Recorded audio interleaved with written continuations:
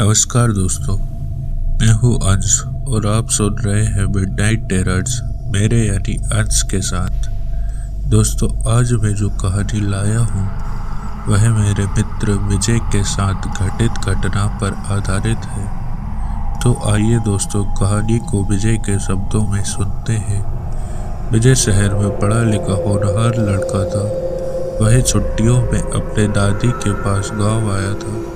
विजय के गांव में एक पुराना नीम का पेड़ था जो गांव के बाहर सुनसान पगडंडी के किनारे खड़ा था। दिन में वह पेड़ आम सा लगता, लेकिन जैसे ही सूरज ढलता वो पेड़ डरावना लगने लगता। गांव के बुजुर्ग कहते थे कि उस नीम के पेड़ पर छलावे का वास है। संध्या के बाद वहां मत जाना, दादी अम्मा हमेशा कहती वो बुलाएगा और जो चला गया वो कभी लौटकर नहीं आएगा। विजय हंसते हुए बोला, दादी ये सब बेकार की बातें हैं। अगर सच में कुछ होता तो अब तक किसी ने वीडियो बना लिया होता। दादी ने डटकते हुए कहा, मत जाओ उस रास्ते पर बेटा। ज्ञान होना अच्छी बात है, लेकिन घमंड नहीं। जो दिखता नहीं वो भी सच होता है। लेकिन विजय ठान चुका था। उसी रात उसने अपने दोस्तों से कहा कि वह नीम के पेड़ के पास रात बिताएगा और साबित करेगा कि कोई छलावा नहीं होता। रात के 11 बजे विजय एक टॉर्च, कैमरा और कुछ खाने पीने का सामान लेकर पेड़ के पास पहुंच गया। हवा में एक अजीब सी ठंडक थी, जैसे हर पत्ता किसी रहस्य को फुसफुसा रहा हो। शुरुआत में सब सामान्य था। उसने वीडियो रिकॉर्डिंग चालू की और अपने दोस्तों को मैसेज भेजा,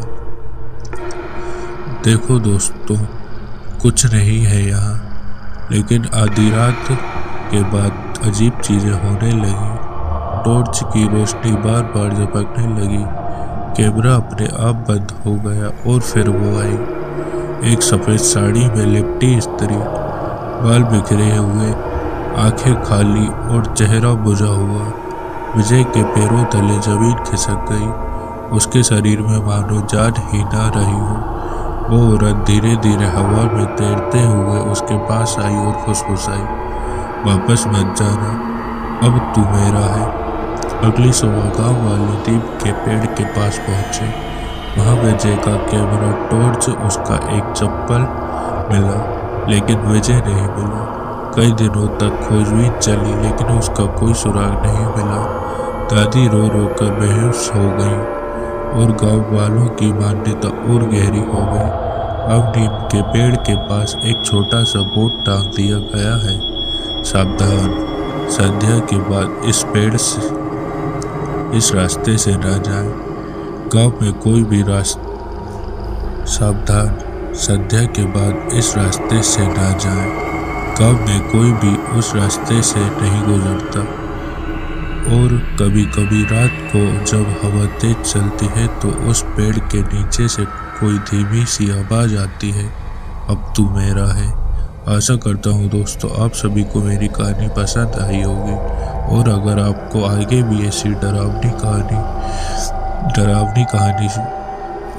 और अगर आपको आगे भी ऐसी ही डरावनी और दिलचस्प कहानी सुननी है तो इस चैनल को सब्सक्राइब करें।